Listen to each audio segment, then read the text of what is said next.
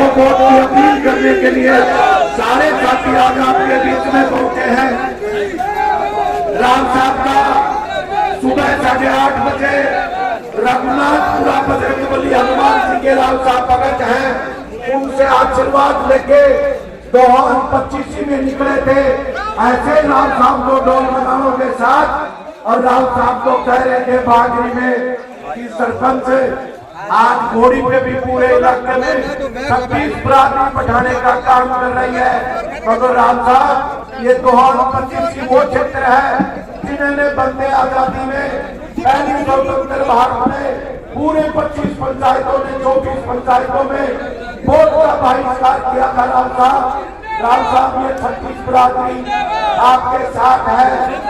साथियों, आपके बीच में सारे नेता, चाहे वो एमएलए हो, चाहे कोई अधिकारी हो, मैं इस ऐतिहासिक गोदबरा की बढ़ावा की पद से मैं इस मंच के माध्यम से राव राम सिंह जी का धन्यवाद देना चाहूंगा कि कम से कम इस नंद चौधरी के तमाम जो नेता थे, चाहे वो गुजर कम्युनिटी के थे, पुष्प हार और पकड़ों से राम साहब का स्वागत कर रहे हैं।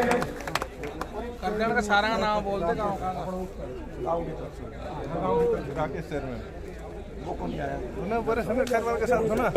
प्रधान जी अकेली से शर्मा जी, उनको शिव कुमार जागीरदार जी उनको पगड़ी पहना के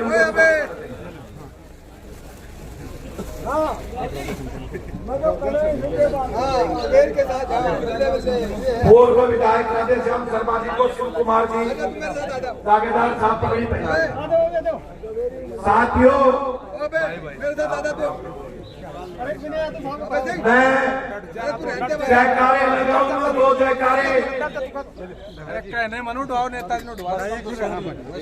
मैं आमंत्रित करूंगा बलराज यादव से कि वो आए, राव राम सिंह से शिव कुमार जी पगड़ी पहना करके उनका स्वागत करें। भैया साहब को जागीरदार जी सम्मान राव जयपाल सिंह जी, राव राम सिंह जी को सम्मान सूचक पगड़ी पहना करके उनका स्वागत है। राम कुमार जी एक सरपंच साहब वो आए और राव राम सिंह जी को सम्मान सूचक पगड़ी पहना करके राम कुमार जी एक सरपंच आए वो राव राम सिंह जी को सम्मान सूचक पगड़ी पहना करके स्वागत करें। डॉक्टर खरवाल जी जो अटेली से हैं, उनको भी शिव कुमार जागीरदार जी की तरफ से पगड़ी पहना करके स्वागत किया जा रहा है।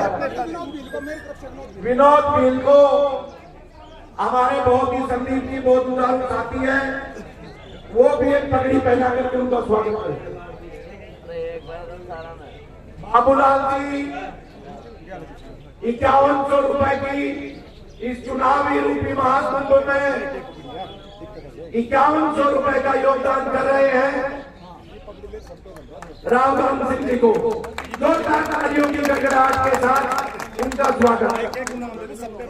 सुखराम नंबरदार जी कौड़ा से हैं, एक संदीप जी प्रवीण चौधरी जी को सम्मान सूचक पगड़ी पहना करके उनका स्वागत करें। सतपाल दैया जी को सम्मान सूचक पगड़ी पहना करके उनका स्वागत। चंद्र प्रकाश एडवोकेट जी को सम्मान सूचक पगड़ी पहना कर स्वागत करें। विनय यादव रिटायर्ड कमिश्नर जी को सतीश कुमार जी सम्मान सूचक पगड़ी पहना करके उनका स्वागत करें। तेज प्रकाश जी जो पूर्व कर्मचारी यहाँ से, उनको सम्मान सूचक पगड़ी पहना करके स्वागत करें। एक सम्मान सूचक पगड़ी महेश सौदा जी को सम्मान सूचक पगड़ी पहना करके उनका स्वागत करें। सुरेश सभा के प्रधान हैं, उनको भी सम्मान सूचक पगड़ी पहना करके उनका स्वागत करें। मंजू चौधरी जी को भी सम्मान सूचक पगड़ी पहना करके उनका स्वागत करें। साथियों, एक बार रिश्तेदारों बैठ जाओ, रिश्तेदारों बैठ जाओ, रिश्तेदारों बैठ जाओ, रिश्तेदारों पहले बैठ जाओ। मेरा तो बड़ा रिश्तेदार से वो गुजारा तो तुम बैठ जाओ, बैठ जाओ। सुरेश रावत जी को जो गुजर सभा के प्रधान है उनको एक समान सुंदर पगड़ी पहना करके समान सुंदर पगड़ी पहना करके उनका स्वागत किया जाए। साथियों, रिश्तेदारों एक बार बैठ जाओ, बैठ जाओ। बबरू मान जी और सारे साथी उषार सिंह रावत जी को समान सुंदर पगड़ी, एडवोकेट शिशराम गुजर जी को समान सुंदर पगड़ी, शिशराम एडवोकेट साहब बैठ जाओ, बैठ जाओ, बैठ जाओ, और कोई बच्चों बैठ जाओ। रावदान सिंह जी को देवेंद्र जी यादव, रावदान सिंह जी को समान सुंदर पगड़ी पहना करके स्वागत करेंगे, करके DL यादव जी का स्वागत किया जाए।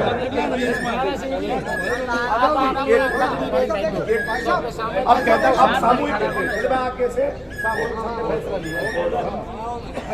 आपके लिए इलाका पलक बिछाए काफी बेसब्री से इंतजार कर रहा था। मैं आमंत्रित करूंगा उत्तरी भारत के कद्दावर नेता राहुल गांधी जी के पद यात्रा के नायक रावदान सिंह जी आए और अपने मुखारबिंद से यहां से वोट की अपील करें।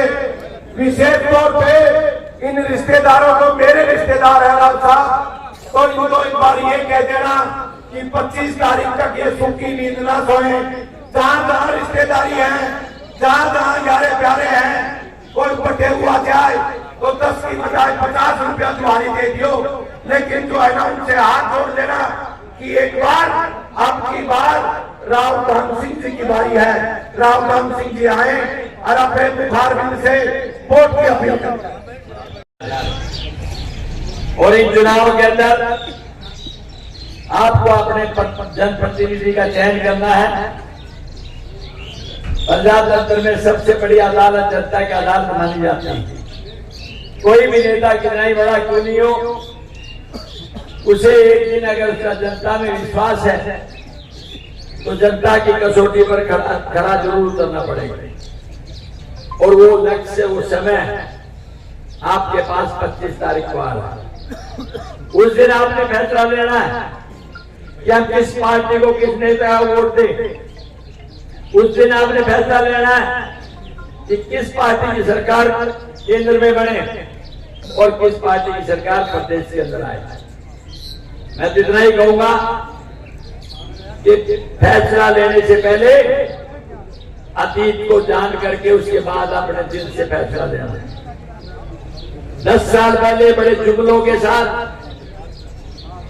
बहुत से कांग्रेस के नेताओं के विरोध में बोल के भारतीय जनता पार्टी ने आरोप प्रत्यारोप करके लोगों को गुमराह करके और बहुत से झूठे वादे करके अपना मत हासिल किया।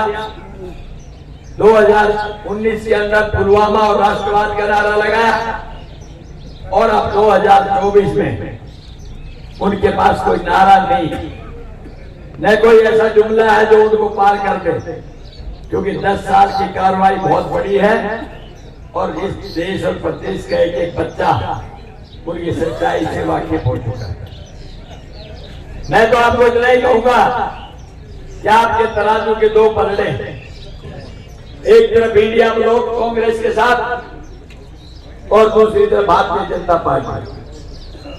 भारतीय जनता पार्टी ने आज तक जो कहा वो किया नहीं और कांग्रेस ने जो आज तक कहा वो करके दिखाया। फैसला आपका है। ये इलाका रणबांकुरों का रहा है, मेहनत का किसान का रहा है। यहाँ से लोग मेहनत करके खाना चाहते हैं और कमा करके आगे बढ़ना चाहते हैं। भारतीय जनता पार्टी के लोगों ने कहा, किसानों हमें सत्ता दे दो, हम आपकी आमदनी डबल कर देंगे। बेरोजगारियों को 2 करोड़ लोगों को रोजगार दे देंगे। और भाई जो बाहर पैसा गया है कांग्रेस के लोगों के द्वारा, वो काला धन वापस लेके आएंगे। आपको हम 15-15 लाख रुपए दे देंगे।